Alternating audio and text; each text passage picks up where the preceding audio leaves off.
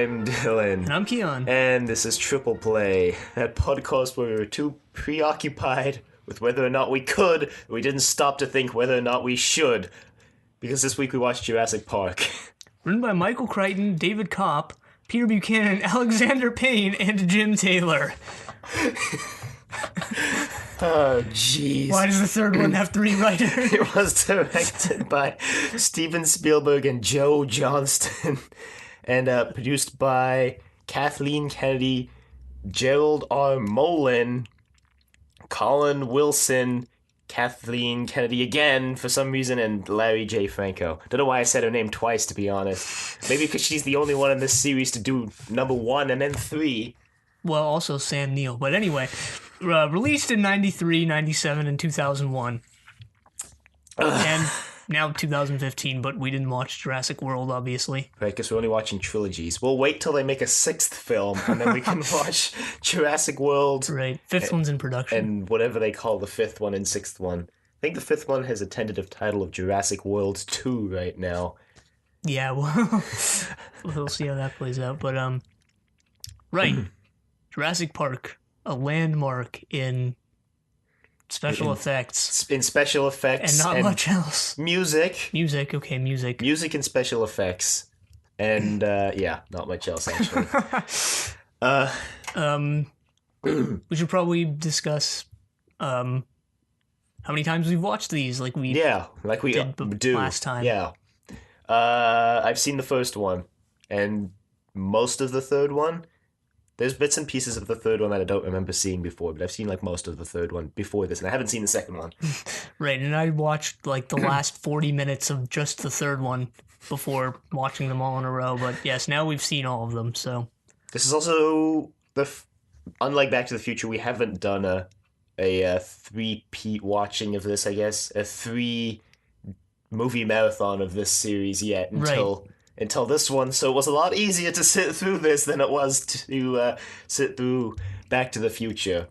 Yeah, except the second and third one are pretty subpar, and the first one isn't really anything to write home about story-wise either, so... Character-wise, I should say. But, Yeah, because, like, none of the characters in these films are likable except Jeff Goldblum's character's, like, the most likable yeah, and that's character. even debatable in itself. Right, but yeah, these are based on a book of the same name, unsurprisingly. Yeah. Surprising amount of people don't actually know that. Right, the book was by Michael Crichton, who's an author and also, I think, like a physicist or something like that, or some sort of scientist. He became famous in the late 80s, early 90s, because a lot of his books started getting turned into films. Right, and the film rights for Jurassic Park were actually secured by Spielberg before the book even came out. So Spielberg and Crichton were friends, and they were working on something together. I don't exactly know what it is, but Spielberg asked Crichton, like, hey, are you doing anything in the world of books lately or something like that? And he was like, yeah, I'm writing this story about dinosaur DNA. In the Jurassic World of books. No, he's like, yeah, I'm writing this thing about dinosaur DNA. And Spielberg was like, oh, show it to me, and he really liked it, so he really wanted to do it as a movie, so they negotiated the deal. I think Crichton demanded to be paid, not demanded, but his non-negotiable terms were $1.5 million plus a cut of the... A cut of the film, yeah. Yeah. He started writing it as a screenplay first, and then he switched to writing it as a book and then adapting it into a screenplay. Right. He also started writing it... I think maybe the first draft, or his initial, maybe just his initial idea was that it would be told from the point of view of a child, but all the people he showed it to didn't like that, or thought it would work better told it from the point of view of an adult. So he changed it, and that I guess kind of explains why there's children in all three films. Yeah, well, maybe not the third one, but. Also, one of the original plans for the novel was to have the whole dino DNA thing be a secret that would get revealed to the world at the end, but Crichton changed his mind because he wanted to do something big and epic with dinosaurs, so he changed it into the movie series we know and love today, Jurassic Park. Love, yeah. Hey, first film is lovable. The rest are debatable. The first one is like kind of on par with it's only a little bit better than the third one in my opinion, but You just wanted whatever. dino on dino violence. Yeah, it's really all I wanted.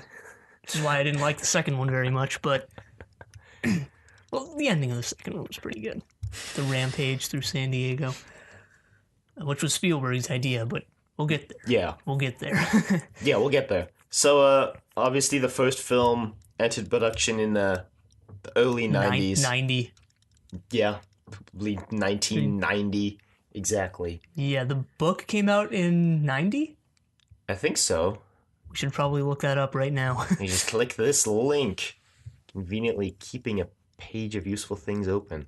Yeah, 1990. So I think, yeah, the movie was probably negotiated and everything in 89.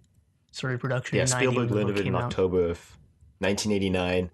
Worked with Crichton. They got the rights, and then they started putting together the movie, and they started first off figuring out how they were going to do dinosaurs. Right, this movie had 2 years of pre-production before they even started filming. Right. Which is insane.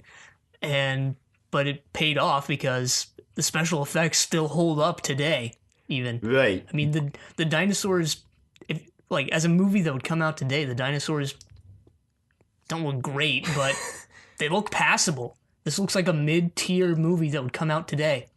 Not gonna lie. Yeah. Obviously, because they spent 2 years putting together the dinosaurs. Also, partially took 2 years because Spielberg was working on Schindler's List at the same time. Yeah, I think that was more near the end of this. So he had to divide his time between Jurassic Park and Schindler's List. There were international phone calls made while he was working on Schindler's List to ILM, asking about progress on the dinosaurs. Right, but so production started, and one of Spielberg, I think he said, one of his biggest influences was King Kong, which made an impression on him as a kid, but he didn't want to do a monster movie for this. He knew that, there would be dinosaurs in it, obviously, and that would sort of convey, a monster movie, but Right. he wanted them to be more like animals rather than monsters, because I guess public opinion was like, oh, dinosaurs are these vicious lizard monster things, and he didn't want to portray them as that. He wanted to just portray them as animals, which is what they were. Yeah, and he specifically said more about the second movie than any of those, that he doesn't want the dinosaurs to be considered the antagonist of the film, because the dinosaurs are just doing what dinosaurs do. The antagonist of the film is always, like in the first film, the antagonist is John Hammond. Well, Spielberg considers it John Hammond, but that's a little debatable. Well, he is a maniac. Yeah. This entire film series is his fault. Yeah, pretty much. Yeah, go on. And the second film, obviously, the antagonist is the nephew of John Hammond, who takes over the company when they kick out Hammond. Don't remember his name because they didn't really set anybody's name up really well in the second or third films. Or even the first one, for that matter, but... Right, Spielberg did not want the dinosaurs to be antagonists, and that's even more apparent in the fact that he changed the ending of the third film. Or, not the third film, yeah, what am I saying? He changed the ending of the first film, because in the book, the T-Rex didn't appear again at the end. It was just the raptor sequence, and they got off the island. But Spielberg wanted the T-Rex to appear and save everyone. Yeah. So the T-Rex was his favorite dinosaur, and he thought it would disappoint fans if the T-Rex never showed up again. So he had it come in and save the day at the end. Yeah. When you're watching it, it doesn't really feel like, okay, yeah, the T-Rex saved them. No, it kind of just feels like it's doing its natural thing, which I guess is what works. So. Which is what he was going for, so I guess he succeeded there. Yeah, but I mean, it does give them the chance to escape. And, so there you go. And then that total non-ending where they just fly away from the island. And... The book has more. There are a lot of changes from the book, which we can talk about. Most of the scenes from the first book that didn't make it into the first film ended up being used in The Lost World, Jurassic Park, and Jurassic Park 3. Really annoying that the second one wasn't called Jurassic Park 2, but... The third one, I guess we can talk about this in a little bit, but it's sort of just an amalgamation of things they didn't use from the two books. With in a the first two movies. Connecting plotline. Yeah, we'll get there. So the dinosaurs, we can talk about how they made the dinosaurs. Right. Originally, they were going to use animatronics for all the dinosaurs, and Spielberg originally wanted life-size scale models, scale animatronics, all the dinosaurs, and that didn't come to be. That was just a little too The much. T-Rex is an animatronic. Yeah, there's animatronics for tons of them, but they didn't end up going full animatronics, which is what they were originally going to do. Because Dennis Muren came to Spielberg from ILM and said, I think we can do these dinosaurs as CG.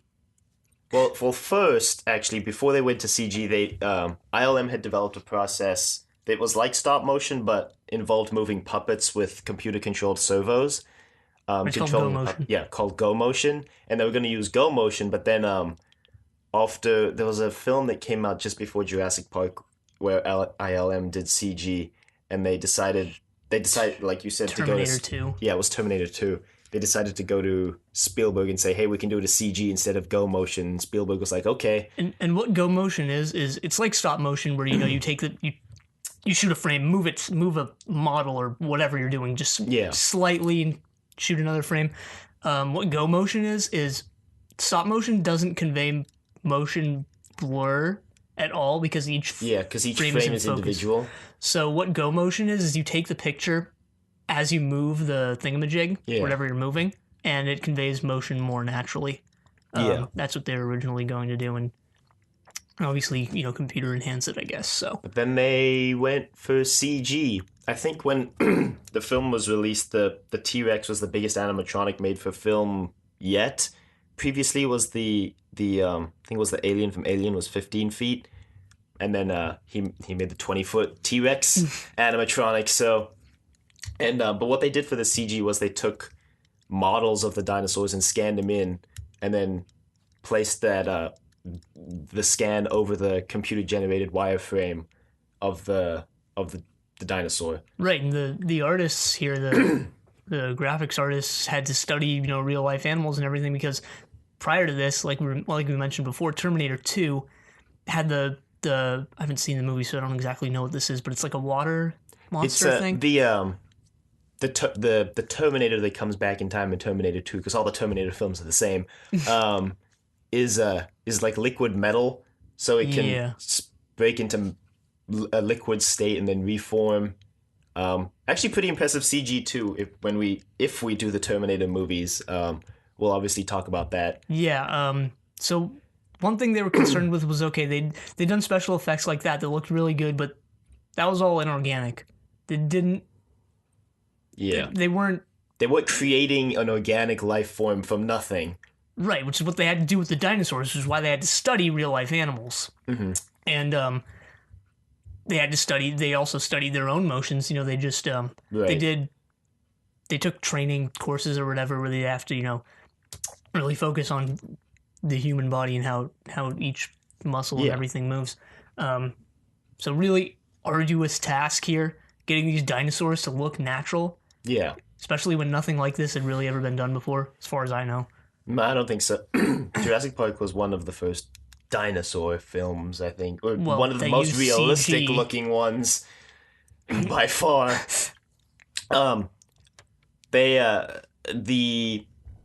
Actually between the first film and the third film, there was a breakthrough in like velociraptor studies, which is why the raptors in the third film actually look different from slightly different the raptors from the first two films, because scientists hypothesized and were pretty confident in the fact that male velociraptors actually had feather-like objects on the back of their neck.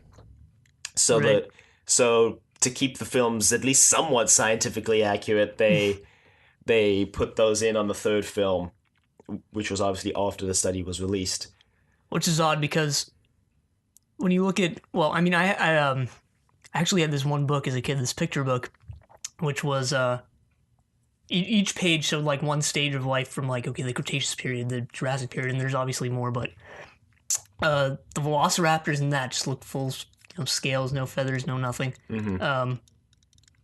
And I don't believe that they're really portrayed as feathered at all. Yeah. Nowadays. Some dinosaurs. I mean, when you look at a kid's book, you're not really expecting full scientific accuracy. But whatever. But that brings up another point. they wanted lifelike dinosaurs here, but they didn't completely adhere to fact and scientific studies. Well, I mean, the whole genetic clone thing of course. is where the science fiction aspect of this comes in. These are science fiction movies if you want to stretch the term, but... Yeah. Well, it's like soft sci-fi. It's not like hard sci-fi. It's sci-fi in the sense that they're resurrecting dinosaurs, but it's a dinosaur movie. Just like how Frankenstein is also technically science fiction. It is. Frankenstein is considered science fiction. It's the birth of the genre, usually. Well, yeah, they didn't exactly go for full realistic portrayals of the dinosaurs, which is understandable because, they want to make a movie. Yeah, it's a movie. So the T-Rex going 60 miles an hour obviously is not real. I think one of the John Horner, Horner. His last name was Horner. John Horner. John Horner was the scientific advisor. Yeah, he was an archaeologist, and I think he basically just came out and said, if a T-Rex were to go 60 miles an hour, its bones would just shatter. Something like that. But yeah, there's a 60... Yeah, the T-Rex goes 0 to 60 in the movie in a few seconds, but the dinosaur with the frills that spits venom, that's... Diplodocus, whatever. I don't know what it's called. That... it's a real creature, but the frills didn't really look like that, and it doesn't spit venom. That was the hardest animatronic for them to get looking lifelike. Apparently, they all went in expecting, it was the smallest animatronic they have. They were all expecting this is going to be the most lifelike, it's the smallest one. Turns out it was the most difficult to get looking lifelike out of all of their animatronics. Right. I don't know if we mentioned it, but they ended up going with a mixture of CG and animatronics. Yeah. And what Spielberg didn't want is for there to be a rift between, when viewers are watching this, going to go, oh, that's CG, oh, that's an animatronic. You want it to just be seamless, and that's why they had to get the CG and the textures and everything really good. And I think they succeeded. There were points in the movie where I didn't know, hey, is that CG or is that an animatronic? I'd say for most of the films, it's difficult to tell. There's one scene in the first film where it's, blatantly CG. Yeah, with the brachiosaurs right at the beginning. That's obviously CG. That's, the only scene I'd say is, you can tell is obviously CG. I think any other scene, you would have to basically take an educated guess. Yeah, I mean... Besides that helicopter flying into San Diego in the second film. And the flying dinosaurs in the third one, but... Yeah, with CG, they were able to get different camera angles than they would have been able to with animatronics. Like the scene in the first one with the brachiosaurs, I think they're called. You see a shot. It's sort of from Grant and Sattler, whatever her name was, Sattler. From their point of view, looking up at the dinosaur, and Dennis Muren came out and said, that would not have been possible with animatronics. Dennis Muren was the animatronics guy. No, he was the CG guy. CG guy, sorry. Phil Tippett was the animatronics guy. But they ended up, the animatronics guys weren't out of a job because they sort of decided to use CG. Yeah, but they used animatronics for most of the scenes where actors had to interact with the dinosaur in some way, where they had to touch the dinosaur, because those scenes would be really difficult to do with CG and have look good. Like the Triceratops scene in the first film where the Triceratops is dying. Kind of funny that recently the picture of that Triceratops with Steven Spielberg made its rounds around the internet, and people were like, oh my gosh, Steven Spielberg's a bloodthirsty murderer. Share this picture, and everyone's like, dinosaurs have been extinct for 65 million years. What are you doing? They also use CG for other things. They were able to replace what's her name? Ariana Richards, who played Lex, the little girl. They were able to replace her stunt double's face with her face. The scene where she's hanging from... I forget what she's hanging from. She's hanging from something inside the visitor center. And the velociraptors They're hanging from the bones. The hanging skeleton. And the velociraptors are jumping up at her. And you can clearly see the stunt double's face, and it's different from hers. They were able to edit her face onto that. Oh, thank goodness for that. Yeah. Don't you hate it when you see a film and then you can blatantly see someone's a stunt double in scenes? Yeah, well, Doctor Who, so I've never really noticed anyone in Doctor Who being a stunt double, but that's saved for another podcast. um, right, so obviously the first film was a success. I mean, we wouldn't be here if it wasn't, right? yeah, I think we didn't particularly enjoy the characters in the movie, and they're not really the highlight of the movie. And I think Spielberg No. made a statement like, there was more exposition in the book, obviously, and the characters talked more about their lives and their backstories than in the film, which also makes sense because the film is shorter than the book, relatively. But I think Spielberg came out with this statement saying, like, yeah, when the characters talked about themselves, you really didn't care, so we tried to cut a lot of that out. Yeah, but he also came out and said that a lot of critics attacked the first film for being too long because it spends an hour setting up the exposition. But I think in the first film it's kind of necessary to set up the whole they're cloning dinosaurs and this is what John Hammond wants to do and this is what this whole world looks like. Well, And I mean that's what Spielberg said himself too. They had to put in all that exposition for the rest of the film to you can just turn off your brain for the rest of the film. Right. I mean, when I'm going into this, I really just wanted it to be dinosaur action, which is why I was kind of bored, I guess you'd say, with the first part of the film, which I guess a lot of people were. But yeah, you need to set it up somehow. I don't want it to just throw you in there. That'd be pretty bad. And apparently, they added that cartoon.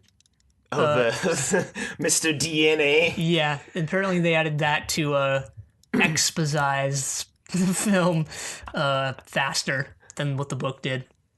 And they made other changes too from the book. Yeah. John Hammond, not John Hammond, whatever his name was. Yeah, John Hammond. His character was changed. In the book, he was more of a bloodthirsty CEO. In the movie, he's sort of like this lovable, not lovable, but he's just sort of an eccentric, weird guy who's way in over his head. I'm uncertain about this, but I think in either the first or second book he actually dies. And I think Really? they obviously changed that for the movie. I'm fairly certain in the books he dies somewhere. Huh. Not 100% certain, but I'm pretty sure I saw a brief reference to that during my research for this podcast. Obviously, I'd have to read the books to find out for certain. Right. Other changes we mentioned before, the T-Rex coming back. Spielberg really liked the T-Rex. He thought it was the main draw of the movie, actually. Yeah. I mean, they reused the T-Rex for the second film, too. Right. And they didn't for the third film. And a lot of what they cut out from the book ended up in the second and third. The tranquilizer part from the second movie was originally in the first book. The aviary scene from the third film was originally also in the first book. Mm-hmm. I guess you can chalk that up to just technological advancements. Maybe they couldn't have done that in 93 and then 2001 they were able to. And the first film just already being 2 hours long. What else was in the first one that differed from the book? There's more after they leave the island at the end of the book. There's more dialogue. Makes sense. About how they need to reveal the plot. Mm-hmm. Not plot, but and everything. But I don't really know how it ends. Try not to spoil it for myself because I might read the book someday. But there's more. Yep. Which might be why the ending of the first movie feels a little abrupt. I don't know. To me, it felt sort of like a non-ending. There wasn't really much they could do, though. I mean, Yeah. I know we mentioned this when we were watching it, but it's like, what could they have done to end the film? They kind of wrote themselves into a corner. Yeah, it's either, adapt the scene from the book where they're just talking, I guess, or just end it on that note. And it's a film, so you kind of want to go out. I still contend they should have carpet bombed the island as soon as the first film ended. Well, that would have been a good idea. Hammond should have just called up his people. He should have been like, hey, we need someone to carpet bomb this island. Can't let any dinos loose. Well, I don't think Hammond would have been the one to do that. Alan Grant should have called up someone like, hey, can you just carpet bomb this island? Pretty sure it's implied in the third one that InGen kept researching dinosaurs even after they made a statement to the world that they wouldn't. But, whatever. Well, InGen has faltered and doesn't exist in the third film, I think. Yeah, but I think it's implied that they were existing behind the scenes and conducting research on. I think through the second film they were conducting research. I think in the third they just don't exist. All their facilities were set up and everything. Yeah, but they're They all were dilapidated and destroyed. destroyed. They were still being used. And covered in ivy and overgrowth. They've clearly been destroyed for a while. I still think it's implied that they were up to something, but anyway, yeah, the first one was obviously a major success. Right, and so Spielberg wanted to do a sequel, and Michael Crichton had never written a sequel book before, and originally, at first, didn't want to write a sequel to Jurassic Park, but he kept getting letters and emails that are like, hey, when's the sequel coming? Hey, is there a sequel book coming? Hey, and he's like, And eventually well, just wanted maybe. money, so no. No, he's like, well, maybe this could work as a sequel. Maybe this, and then since Spielberg wanted to make a sequel movie, they kind of worked together again to kind of flesh out a plot, and Crichton worked on the book. Crichton himself said he couldn't make the book too similar to the second movie because then it would just be kind of boring and no one would want to read the book since they'd be coming out about the same time. But he couldn't make it too different because then people would be like, what the heck, man? Like, what are you doing? So he was kind of left in a weird dilemma where he had to make it similar enough to the movie that people would want to read it, but like keep it different enough that it was still an original piece of work. Well, it did come out 2 years before the movie, so, whatever. Well, it stars minor side... Not minor, but it stars side character Ian Malcolm from the first one. Well, Who was... Crichton specifically chose to bring back Ian Malcolm. He's like, none of the other characters are interesting enough to bring back for a sequel book. Yeah, they weren't. So he brought back Ian Malcolm because he was the most interesting character from the first book. I guess Crichton is more like a plot writer than a character writer. You know, they say there are two types of writers. Writers who write the characters first and then have the plot revolve around that. And writers who write characters to put into the plot that they created, so. I guess. I've never read any of his books, so I couldn't comment. Me neither. But yeah, Ian Malcolm is pretty much the most interesting character in all three of these movies. So, he's the main character of the second one. And even he isn't really that interesting, but he's better than everyone else, so. Right. John Hammond returns, played by Richard Attenborough, who passed away last year. Ariana Richards and Joseph Mazzello. Yeah, played Lex and for like one scene. Minute. For them to show up and be like, "Oh, hey, Dr. Malcolm, you here to see Grandpa?" And he's like, "Yep." And then they leave. So, fantastic. A new supporting cast is introduced. We get people whose names I don't know because they didn't say them like at all in the movie. Vince Vaughn plays what's his face? Nick Van Owen, the videographer. Yes. And a bunch of other people. And they don't return to the island, but they return to an island off the coast of the island. Yeah, the island where they've been breeding the dinosaurs, and then they take them into Jurassic Park from the other island. I guess that sort of explains the very first scene of the first movie that doesn't really seem to fit at all. Because it seems like they're transporting a raptor into Jurassic Park, and then that scene never comes into play ever again. Yeah, I guess. Yeah, huh. I think they just wanted to start the movie with a bang rather than started an archaeological dig. Which actually brings up where these were filmed. I think the archaeological dig from the first one was in Utah or somewhere in the Midwest. And the rest of the film was shot in Hawaii and California. Redwood Forest. Well, for the second one, they decided to shoot in a redwood forest in California because scientific experts had come out and said, oh, okay, dinosaurs probably didn't really live in tropical climates too much. They more inhabited forests like what you'd find in California, the redwood forests. So they were like, okay, we'll just try and make it more realistic and film there. But the movie still takes place in the Gulf of Mexico. I mean, they couldn't forest. really change the location in the second movie, could they? Well, they couldn't. The book was already out and, was part of the established plot, but, whoops, too late. It's pine trees and, they're kind of on a tropical island, so. There you go. But they got a cinematographer who worked on Schindler's List. With Spielberg. Yeah, with Spielberg, obviously. For the second film, and because I guess they wanted a darker visual tone. Yeah. So you don't really notice that it's a pine forest. Conveniently. The scenes in the middle where it's pretty much just night, and you know, the tone is just darker visually. So there you Yeah. go. Yeah, there you go. I think for the third film they were talking about, or either the second or the third, they were thinking about filming in New Zealand, but they eventually went with Hawaii, or Hawaii again. If it was the third film, I'm not entirely certain which film that was for, but I think it was the third.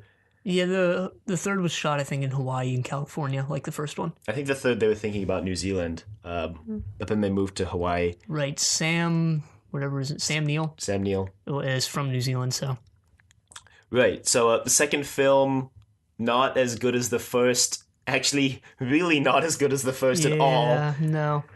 I mean, I just wanted dinosaur action, so I didn't particularly enjoy all the moral stuff. I mean, like, I don't think Gray these areas films of the needed to second have one. a moral or anything, but it would have been nice for them to be some connecting plot, like in the first. Like, at least the first had a logical plot, right? Yeah. There was the guy who wanted to sabotage the park, which is why all the dinos escaped. Like the second one was just John Hammond's had a change of heart and wants to preserve the island, so he sends in a team before InGen sends in their own team, but they want to capture a dinosaur to use in the dino arena that Hammond originally built before he built Jurassic Park. I don't understand. The second one is basically just John Hammond is crazy. Now they get to go back to the island, and all of a sudden there's a dinosaur in San Diego. You can clearly tell the second and the third, they put no effort into trying to find a reason to send them back to the island and then just send them back to the island. At least the third one is good in the fact that it just devolves into action pretty quickly, and they don't try and shoehorn too much of a plot into it. But I think the dinosaur rampaging throughout San Diego in the second one was Spielberg's idea. I don't think that happens in the book. I don't think so either. And it wasn't planned originally. Again, Spielberg changed the ending on the turn of a dime. If that's even a phrase, but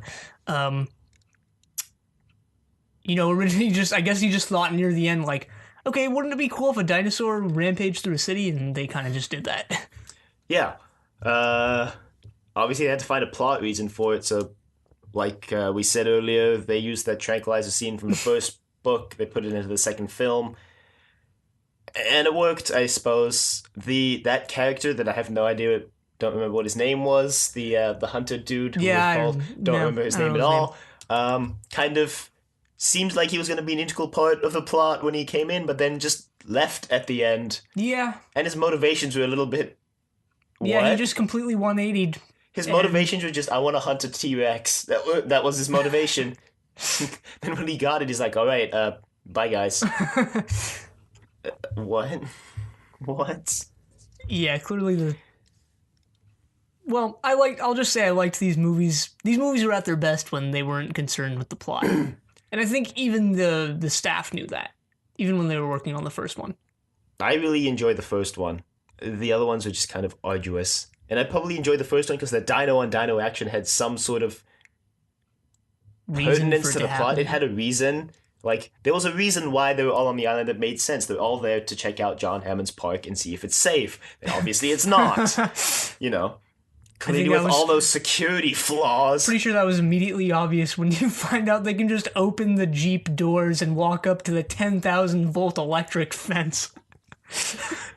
Well, they tried to explain that away, remember? Because Samuel L. Jackson's character, whatever his name was like, the doors aren't locking for some reason. Dennis, you better get on that. And then Dennis just kind of went off and went crazy. And died. Yeah, the first one also conveniently wraps up all of its plot points now that I think about it, because Dennis dies, the Barbasol can gets covered in mud, the investor got killed. He's definitely not getting investments there, and Hammond, Grant, Sattler, Malcolm, and then the two grandchildren make it off the island alive. The only plot point it didn't resolve was destroying Jurassic Park. Yeah, I'm pretty sure also the deaths were far more gruesome in the book. Probably. I think they wanted to keep a PG-13 rating on these films. Yeah, obviously. Which is why all the deaths are off screen. Yeah, all the deaths conveniently happen behind like a car or a log or something, so... I think the most gruesome one, in my opinion, was the guy who died in the second one, who was eaten alive by... The small dinosaurs? Yeah. You're swarmed by them? Yeah. And then it pans down, you see the river turning red? Yep. Yeah. Also, that guy was got horrifying. eaten by the T-Rex when they're hiding behind the waterfall. I mean, a lot of people got eaten by the T-Rex. See, that isn't that bad in my opinion, because if you're bitten by the T-Rex, you're probably just gonna die right then and there. There was the dude who was ripped in half between the two T-Rexes in the second one, too. Yeah. We should also mention that they really use CG for humans, too. Remember in the first one where the, what's his name goes into the toilet and to try and hide from the T-Rex and then is soon after killed? Yeah, as soon as the T-Rex bites him, obviously they use a CG model. Which is interesting and, impressive for its time. Yeah. Like we mentioned before, this movie kind of looks like it would hold up today even so. It does look like it would hold up today. I mean, it's not in like 1040p HD.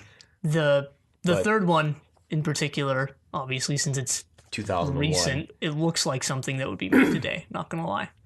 Yeah. Which is really great. And the special effects, along with the music, are the best parts of these movies. Right, we'll talk about the music when we finish, because now we're going to talk about the production of Jurassic Park 3. Obviously, the second one, once again, a big success, raking in that money. So, Spielberg wants to do a third one. And a fourth one after the third one, yeah, which didn't come out until, like, last month. Crichton doesn't want to do a third one, so they kind of hired some other people to write a script. The third one went through 5 script writers. Only 3 of them ended up being credited because they wrote the final draft. But, yeah, the script for Jurassic Park 3 was kind of a disaster. Also in the fact that they didn't finish it before they started filming. They were still writing scenes while they were filming. They basically just created an excuse for them to go back to the island. That doesn't make sense in their own script. They brought Grant back. Had to bring someone back, I guess. Yeah. And I guess Jeff Goldblum was like, yeah, no. And I think they took some ideas from the first 2 books that didn't make it into the first 2 movies and used them here, like the pterodactyls. Yeah. And probably more that I don't know about. The boat scene, too, I think. Yeah. But one thing I actually really liked about the third one was that there was more of a sense of... How do I say? Not an antagonist, but there was more of a sense of completeness because the dinosaur with the spines on its back that kept reappearing, and that was kind of their final showdown at the end. The Spinosaurus. Is that what they called it? Yeah, I think that's the Spinosaurus. Okay, I'll double check. You can keep talking. There was more of a sense of completeness with that. They faced off against it a couple times. It was sort of the main dinosaur that was pursuing them on the island, and there was the whole thing with the radio and all of that. So it felt complete to me. Whether or not it was good is a different story, but at least it felt complete. It is the Spinosaurus, by the way. I know that I think Joe Johnston wanted to use a different dinosaur than the T-Rex because they used the T-Rex for the first 2 films. So yeah, makes sense. They went with the Spinosaurus for the third one. Anyway, yeah. I guess it does feel more complete, but it makes absolutely no sense because one of the first scenes in the film is Alan Grant at a lecture, I guess, saying, no force on heaven or earth could get me to go back to that island. And the immediate next scene is him being offered lots of money by Dr. Kirby to go back to the island. Well, I think in the original script for the movie, he goes back to the island of his own accord. In the original script, he was secretly living on the island, Robinson Crusoe style. But then they were like, that doesn't really make sense with his character. Yeah, it doesn't. So, at all. I mean, not that going back to the island at all makes sense with his character, because then he spends the whole film, basically all of his lines are either, I'm going to be stuck with these people if you die, Billy, or we really shouldn't be here, why are we here? Pretty sure he just, he wants to help them out, but... for lots of money. As soon as they revealed that they weren't actually going to pay him, I would have been gone if I was him.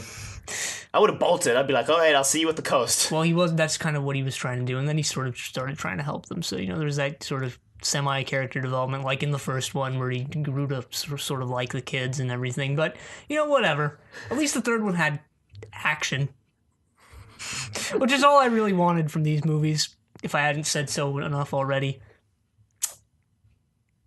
Yep. Apparently the third one was a big success, too.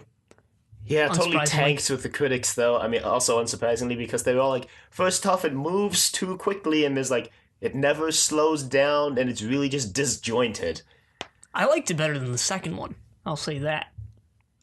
the second and third usually score approximately the same critics' ratings. I'd say the third is on par, just maybe a little worse than the first one. I would say the first is the best by far. But yeah, the third one was a success, and Spielberg's like, let's make a fourth one, and then it went into development hell for 14 years. And just came out last month. Yeah. Not that the third one wasn't in development hell. I mean, it went through 5 writers and it had, it had like 3 producers attached to it. Well, it didn't take 14 years to make, so. Yeah, it only took 4. Spielberg had actually originally promised Joe Johnston the third film way back when the first film came out, because he had wanted to direct a Jurassic Park film, and Spielberg was like, well, I'm going to do the second one. If there's a third one, you can do the third one. So he kind of wiped his hands clean of the third one before the second one was even out. Let's talk music. Well, the music was the best part of these films, I would say, along with the visuals. And I think good music is the difference between a good film and a bad film at times. So I don't think a good score will save a bad movie, though. I think it'll make it better, but I don't think it'll save the film. I wouldn't have enjoyed these movies half as much if the score had been not as good as it was. So I do think it's the difference between good and bad. I mean, yeah, it can make it better, but I don't think it can save just an objectively bad film. I mean, the second and third are bad, but they're not like terrible bad. They're not like Birdemic bad. A John Williams. I don't think a John Williams score could save Birdemic. I do. I think a great soundtrack can save a otherwise terrible movie. But these movies weren't utterly horrible, so that's really not the case here. But the score was pretty great, so. Jurassic Park theme, once again, one of the most well-known movie themes, like Back to the Future, Star Wars, Indiana Jones, most of which of these were composed by John Williams, now that I think about it. Jaws. He is the most famous movie composer so. Yeah, with close runnings with Hans Zimmer and Michael Giacchino. Pretty sure he's more well-known. People know Hans Zimmer because of Pirates of the Caribbean. Yeah. People know John Williams because of Star Wars and Indiana Jones. And this. And this. This to a lesser extent. Yeah, but still this. Like, do people know that John Williams, did 15 of Spielberg's movies? Yeah, I think it's pretty well known that, he always collaborates with Spielberg. Yeah, but do they know the lesser-known films that John Williams did? I couldn't name one besides Star Wars, Indiana Jones, and Jurassic Park. Yeah, me neither, but I think it's a pretty well-known fact that, he collaborates with Steven Spielberg most of the time. Yeah, I mean, I guess. What's his name collaborates with... Sylvester Zemeckis. Yeah. And Hans Zimmer and Christopher Nolan. But yeah, pretty great soundtrack. Not much more to say about that. The third one wasn't scored by John Williams. Scored by some other random guy, I guess. I mean, not random. He was known within the community of filmmakers because he was recommended by John Williams. Right, and that kind of explains why the theme was sort of remixed there in the third one. Yeah, that's I don't really know too much about music, so I can't really say anything other than it was pretty good. Yeah, it was. It was. Yeah, the third film uses also John Williams's theme for the Tyrannosaurus Rex, and also the new theme for the Spinosaurus that was composed for the film. Obviously, both of them getting blended together when the Spinosaurus fights the T-Rex in that one scene and then totally owns the T-Rex by snapping its neck, I guess? I don't know. I don't know what happens there. I don't know what happens in any of these movies. We just watched them yesterday. I was just there for the action. I just wanted dinosaurs fighting each other and fighting humans. Other releases, well, the first one was I think the 5th best-selling VHS ever, and the top grossing film of all time when it came out. So yeah, and obviously still up there. Yeah, it's on the list. It's on the list. It's on the list somewhere. I think it's 15th or something. Mainly because Jurassic World is the 3rd highest grossing film of all time. Yeah, now. And still at the box office. definitely nostalgia value there, but Yeah, and people just saying, yeah, new Jurassic Park and going to see it. But apparently it's pretty good. Yeah, I've heard it's pretty good, actually. Surprisingly, I thought it was going to suck. I mean, especially given the second and third films. It is a reboot, isn't it? Pretty much. So the one character reprises his role. Yeah, Dr. Henry Wu, played by B.D. Wong. The one actor they got from the original Who film. delivered his lines pretty flatly in the first movie. Sorry, B.D. Wong, just wasn't your best performance.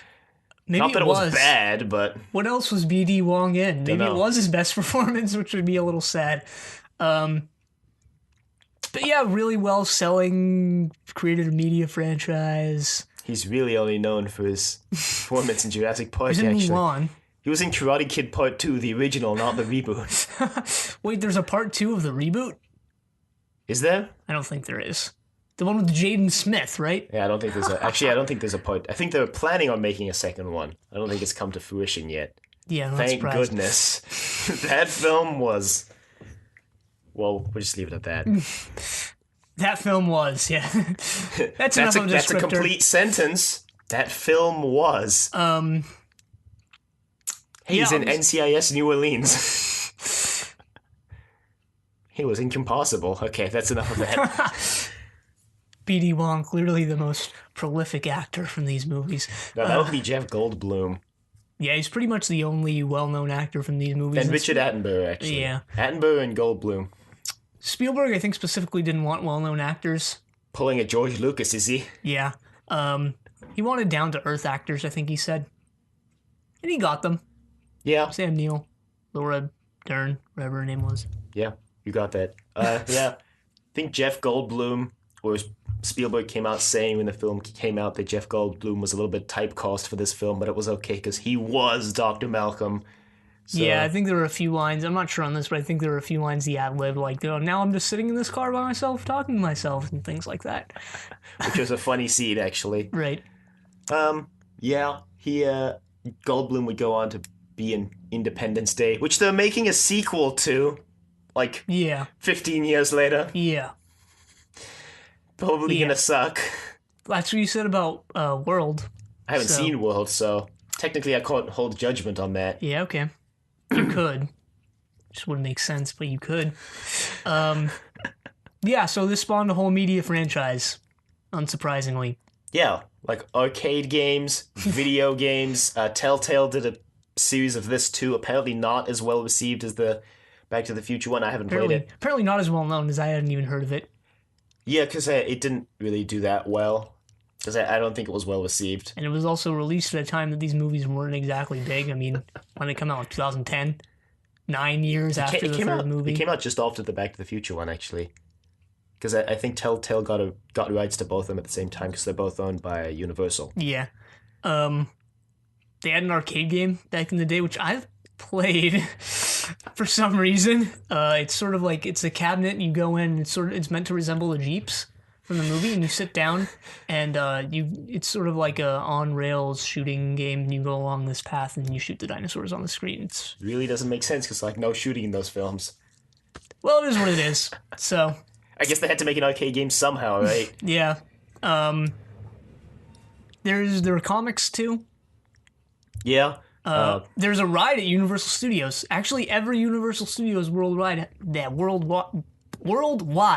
has a Jurassic Park ride. Is it still there? Yeah, it's still there. Because I know they used to have a Back to the Future one. I don't think that one's there anymore. Oh, it's not? I've been on that Back to the Future ride, too. Yeah, I think they took the Back to the Future one out a couple years ago. Yeah, the Jurassic Park one's still there, I believe. It's sort of like a water ride. You go through a couple twists and turns. It's not really a roller coaster. You just go through a couple twists and turns on this boat, and at the end there's a big splash, and that's really it. It has animatronic dinosaurs, I believe, so, you know. Sounds like Splash Mountain. I've actually never been on Splash Mountain either. So. Yeah, it's like Disneyland Splash Mountain, but with dinosaurs instead of little woodland critters. I haven't been on Splash Mountain. Or the Jurassic Park ride. Would you recommend the ride? I mean, yeah, if you're going to Universal Studios, why not go on the ride? So, yeah, obviously a whole franchise. There's a Lego game for this series too. Just came out to coincide with the Jurassic World. Unsurprisingly, But the Lego games recently have started using dialogue from the actual movies in their games, so it's not Hold on to your butts. Yeah, they probably just use super quotable lines. I haven't played any of the games that have dialogue in because I really only own the ones that have pantomime characters in. But That's part of the charm, maybe. But yeah, whatever. I haven't really played if you're any of them. curious, I'm kind of curious, but at the same time, I don't want to fork over like $40. Obviously there are books, they're based on books, but there were expanded universe books for these. You want to go out and read them? Yeah, there were. I think. Why is there an expanded universe for everything? And there's also novelizations of the movies, like not the books. There was a novelization of the movies that was closer to the movie, I believe, or maybe it was like a children's version of the movie in a novelized form, something like that. Imagine getting assigned a book report on Jurassic Park and then accidentally picking up the novelization of the movie. It's like Street Fighter the movie, the game. So they made a Street Fighter movie. They made a game and then for they made a game. What? Then they made Street Fighter the movie, the game. That'd be like making a Super Mario Brothers game based on the movie that was only tangentially based on the game.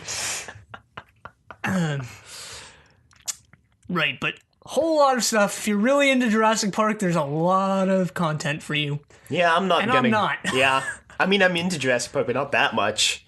I'm Just not stick even, to the movies. I probably wouldn't even rewatch the second and third one, to be honest, which I guess can kind of lead us into how they work as a trilogy. Terribly. Yeah, terribly. You could honestly watch these as standalone films. Yeah, you could. The second one is just barely related to the first one. The third one even less. You wouldn't get like maybe a couple lines of dialogue at the beginning of the second one, and then after that you'd be good. The third one, all you have to know is they were on the island and they were attacked by dinosaurs. You literally only have to know the premise of the first one to understand the third one. Yeah, the second one even has that. There's that exposition where they're in the tent and I guess on a video conference call where he's explaining like, oh yeah, Hammond wanted to build an impossible park, but he did build this amphitheater that we can use still. So Convenient. you really don't need to see any previous film to see a later one. Don't know if that pertains to Jurassic World or not, but I feel like Jurassic World's a pseudo reboot. Yeah, the first one, obviously, you can just watch that by itself, and that's probably what I just recommend. Just watch the first one. Yeah, just watch the first one. Don't even waste your time with the second two. I mean, maybe if you're like really bored, you're looking through your DVD collection, you're like, what DVD haven't I seen? Lost World, Jurassic Park. Maybe. It really depends. And even then, it's better use of 2 hours, but I mean, there are worse films you could watch. But there are much better ways to spend 2 hours than watching Jurassic Park 2. Luckily, the third one is only an hour and a half. And honestly, if you're not, I say maybe don't even watch the first one. Unless you're really into like maybe movie history and you're into special effects and sound and everything like that. The third one can keep you entertained for 2 hours. It doesn't. I mean, it feels. Yeah, the first one feels a bit slow in the first half, but once you get to the second half, you can just turn off your brain and enjoy it. It's worth it, I guess. But you'll miss all the charming foreshadowing in the first film if you don't watch it. Like when I think it was Grant is getting into the plane and he has two female ends to his seatbelt, and then he ties them together, which is foreshadowing the fact that all the dinosaurs are female, but they find a way to reproduce anyway. Seriously? It is. Huh. It's kind of subtle foreshadowing, but it's intended to be a foreshadowing of what happens later. Okay. It's a little obtuse. But there you go. Life finds a way. As Dr. Malcolm so eloquently put it, I just quoted 2 lines there. 2 lines. Someone in one of the later films says like, as Dr. Malcolm so eloquently put it. Yeah, I think Grant says that in the third one. Yeah. But yeah, these don't exactly work as a trilogy. Maybe because they weren't planned as... Maybe it's because the third one wasn't planned at the time of the second one, like it was for Back to the Future. And Crichton wasn't even originally planning for there to be a second one. So yeah, I mean, quite a few of the famous movie trilogies like Star Wars, Matrix, Back to the Future where once the first one had succeeded, they planned 2 more films and not Right. just one. Yeah. Which might be why and this just works so poorly. even for ones like Star Wars, they'd planned out more 6 more movies. story than what they had originally Right. conveyed in the first one. So Maybe that's why there's the only connecting plot threads between all of them was that Hammond wanted to build a park, and that Dr. Grant appears in the first and third, and that Jeff Goldblum's Ian Malcolm appears in the first and second. yep. But well. definitely do watch them if you're into special effects, because this was like Or a music. major breakthrough in special effects. Or but movie scores. Yeah, movie scores. But I'm just thinking like, okay, this is a super important movie in terms of special effects. So if you're really into that, you'd want to watch these, Yeah. or at least the first one. I mean, if you're studying music scores also, You can go ahead and watch these. maybe you're a music major and you're writing a paper on music scores throughout history. Maybe. Maybe you're a big BD Wong fan and you really want to watch Jurassic Park and Jurassic World. No, I don't know.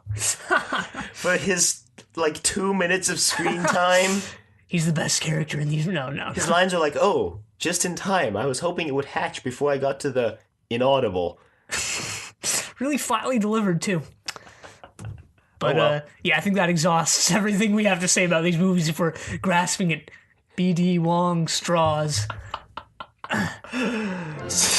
You can email us at thedoctor@decorativevegetable.com. Questions, comments, concerns, angry rants, love letters, suggestions for trilogies you desperately want to subject us to, or you desperately want to know more about behind the scenes and you're just too lazy to look it up yourself.